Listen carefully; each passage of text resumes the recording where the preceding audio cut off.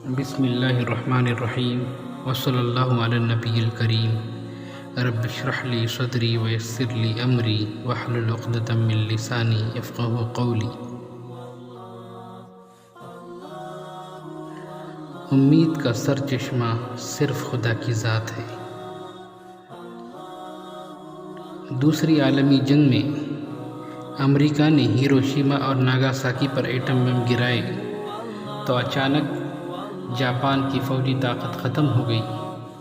1500 سال میں پہلی بار ایسا ہوا کہ جاپان کسی خارجی طاقت کے مقابلے میں مکمل شکست کھا گیا۔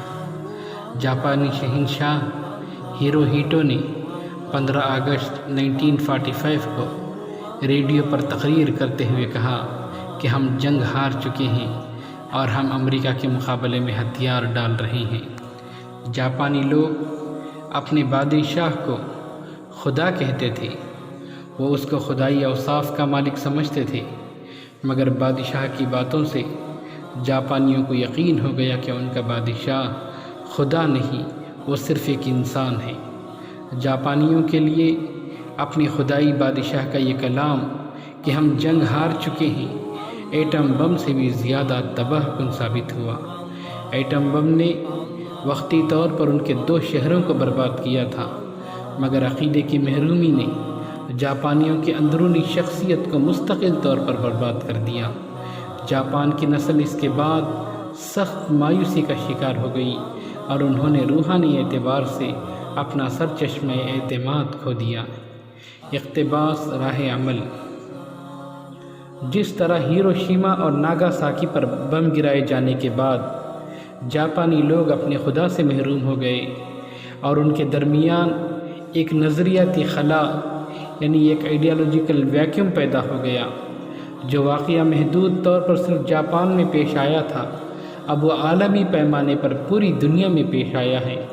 پوری دنیا میں سائنس کو جو خدائی درجہ حاصل ہو گیا تھا، کووڈ-19 کے بعد وہ اس سے چھن گیا ہے۔ اب سائنسی عظمت مکمل معنوں میں ٹوٹ گئی ہے۔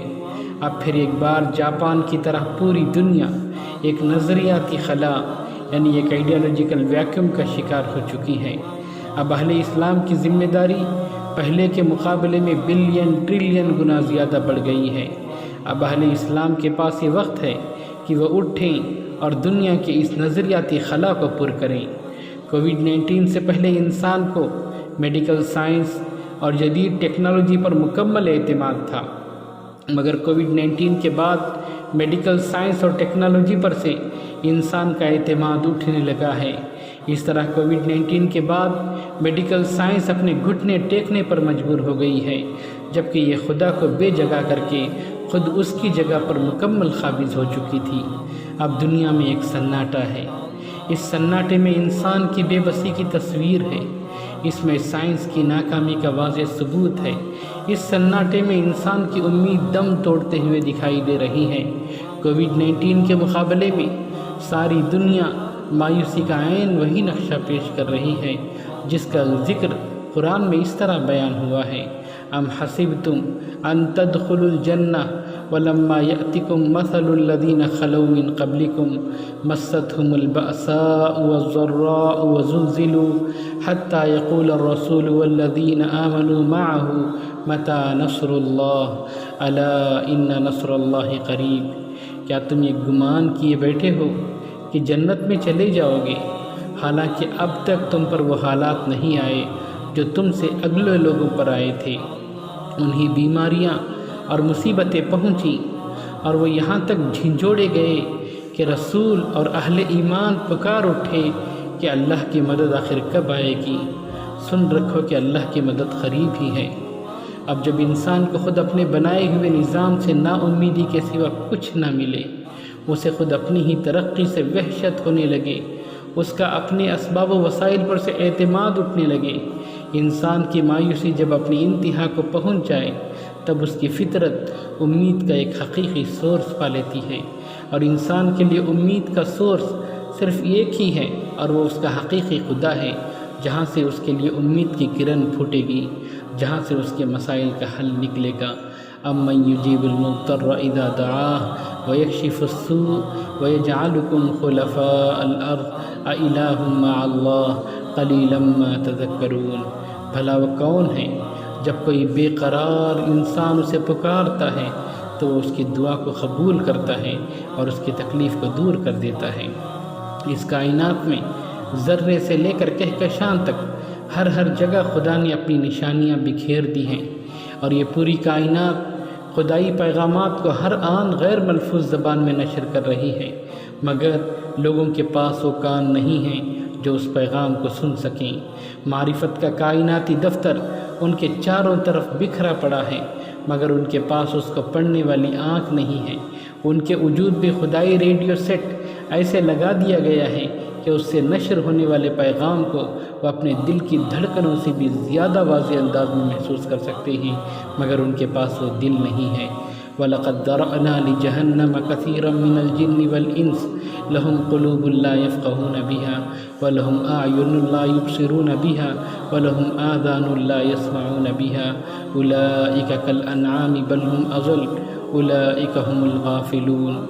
اور ہم نے ایسے بہت سے جن اور انسان دوزخ کے لیے پیدا کیے ہیں جن کے دل ایسے ہیں جن سے وہ نہیں سمجھتے، جن کی آنکھیں ایسی ہیں جن سے وہ نہیں دیکھتے، اور جن کے کان ایسے ہیں جن سے وہ نہیں سنتے۔ یہ وہ لوگ ہیں جو چوپایوں کی طرح ہیں، بلکہ یہ ان سے بھی زیادہ گمراہ ہیں، یہی لوگ غافل ہیں۔ اب آخری وقت آ گیا ہے کہ آدمی خدا پر غیب کی سطح پر یقین پیدا کر لے۔ وہ علم الیقین یعنی کنوکشن بیسڈ آن نالج، اور حق الیقین یعنی کنوکشن بیسڈ آن ریئلٹیز کی سطح پر خدا کو ری ڈسکور کرے، ورنہ اسے عین الیقین کی سطح پر یعنی کنوکشن بیسڈ آن آبزرویشن کی سطح پر خدا کو ماننا پڑے گا۔ اور عین الیقین کی سطح پر خدا کو ماننے کا مطلب یہ ہے کہ آدمی آخرت کی دنیا میں پہنچ چکا ہو اور فرشتے اس کی طرف اشارہ کر کے یہ کہہ رہے ہوں کہ اس شخص کو دیکھو، یہ تو وہی شخص ہے جس نے عین الیقین کی سطح پر خدا کو مان کر دلائل اور نشانیوں کی سطح پر خدا کو پہچاننے کے معاملے میں اندھے پن کا ثبوت دیا ہے۔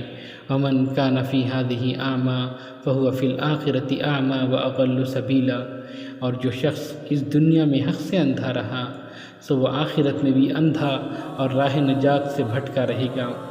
انسان کے لیے موجودہ دنیا میں عین الیقین ممکن نہیں ہے، ہاں البتہ وہ ضرور اپنے کنوکشن لیول کو اتنا زیادہ ڈیولپ کر سکتا ہے کہ غیب اسے شہود لگنے لگے، انسین اسے سین لگنے لگے، اور یہ عین مطلوب ہے۔